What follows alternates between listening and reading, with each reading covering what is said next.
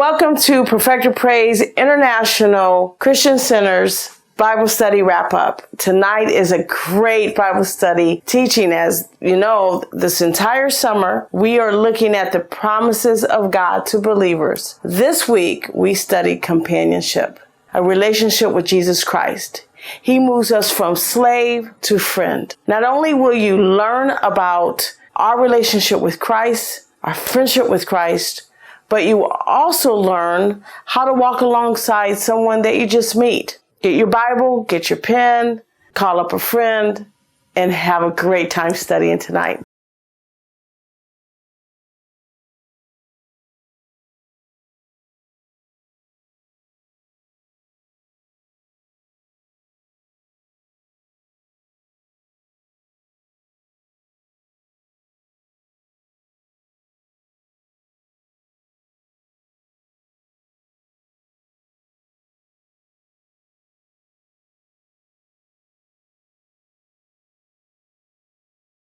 Let's start with a reading. Proverbs 18:24. A man of many companions may come to ruin, but there is a friend that sticks closer than a brother.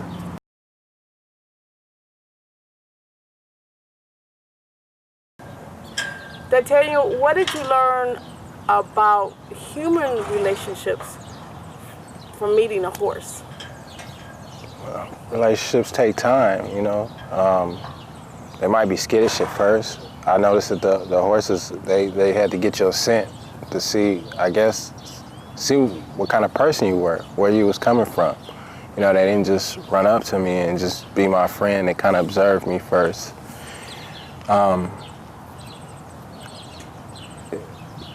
would think that it kind of tells me to be patient. You know, they investigate, horses investigate. You know, they sniff me. But they were generally friendly. What was your response when they were sniffing at you? Was it immediate, ooh, I just love horses, or was there a little bit of intimidation? Oh, well, yeah, I didn't know if they bit. You know, horses got big teeth. And, you know, I don't want to be bitten by a horse at all. And so I was a little bit fearful myself. And I guess if I move fast, they would move fast and back away. And, I don't know, it just, you know, I guess we intimidated each other a little bit. How can you translate what you learned about maybe the skittishness of horses and the horse's need for companionship, relationship, to what humans do? Well, I guess skittishness comes from being unsure, you know, trying to figure somebody out. And in relation to human relationships, you know, sometimes we react kind of funny to each other. It's something that's new, so you know, you're just trying to get to know the person. Is it possible that we can get kind of a negative reading if maybe somebody is skittish? Yeah. You know, when. Because I know my intentions were good for the horse, but you know, when I moved kind of fast, they took that as, I guess, aggression, and they moved back. And it took a while for the horse to come back to trust, to be willing and try to get to know me or something.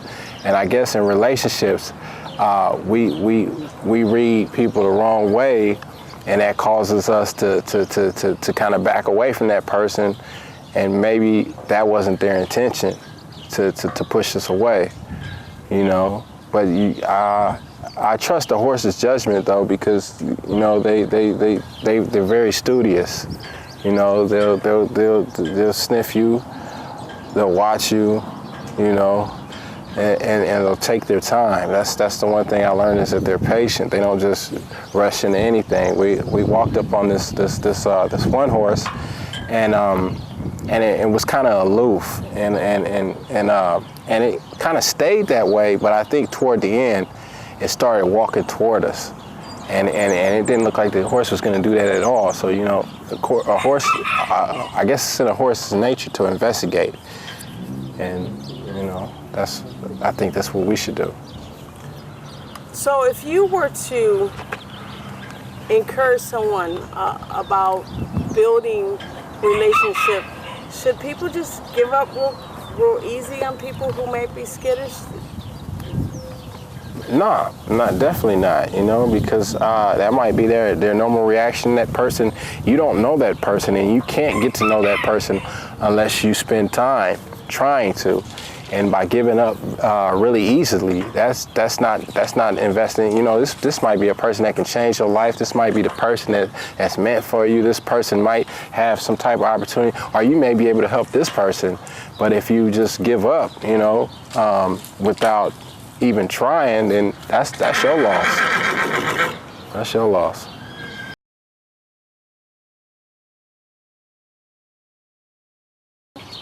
Hey, Ditanyol, how you doing? What's going on? Hey, I need your help. Can you kind of give me an idea of your view of a healthy relationship versus an unhealthy relationship? Man, yeah, an unhealthy relationship is not good for you. A healthy relationship is good for you, but let me break that down a little bit more on what I mean. A healthy relationship, I think, can inspire you. Mm-hmm. I think that it can motivate you. I think that it can give you strength, in times of doubt or whatnot. A healthy relationship is there to push you on, to help you get further, be successful, put a smile in your heart. You know what I'm saying? An unhealthy relationship does all the opposites of that. It makes you sick.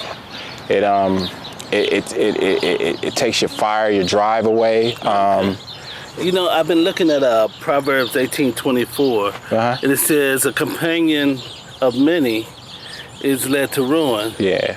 but a friend sticks closer than a brother." And what you were saying kind of gears me towards that, because in having all these friends, we have to try to please them. We have to try to deal with all the different attitudes and everything, and the different personalities.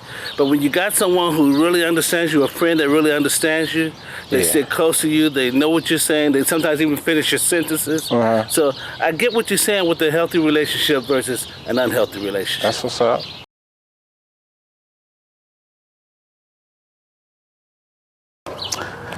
Hi, I'm Pastor Richard Lax. Our subject from last week is companionship. I no longer call you servants, because a servant does not know his master's business. Instead, I have called you friends, for everything that I learned from my Father, I have made known to you. Come here, baby. I was thinking about the horses here, and everything that they've learned, they've been trained to do. If we look at the natural means from a slave mindset, a slave follows his master's orders and just does exactly what they're told to do. But as a servant, we're in the same vein. But what I like about the fact is that Paul looked at a servant as being one who's committed to the call of Christ. One who's committed to doing exactly what the Lord has told them to do. And in that same vein, God calls you friends. When you're obedient to his call, when you choose to do exactly what he called you to do, he calls you his friend. And he confides and trusts in you and gives you all the power that you need to do exactly what he's called you to do. He provides, and he provides over and over again. I no longer call you servant. I call you friend, because I'm committed to you as you are committed to me. God bless. Wasn't that a great Bible study? We learned so much about God's love for us. He moves us from slaves to friends. My goodness. We learned all about what a healthy relationship is and what an unhealthy relationship is. And could you imagine learning this through what horses do? You know what? Jesus taught his disciples not just sitting in the pews or the seats, but taking them out into the field and letting them experience in the physical what they should understand in the spiritual. We do this every week, every Wednesday, 7:30 to 8:30. We invite you to come and join our community. Our address is 1721 Broadway, room 201. Now, if you want a little bit more information about our ministry, our website is at the bottom of the screen. Well, until next week, we'll see you soon, and God bless you.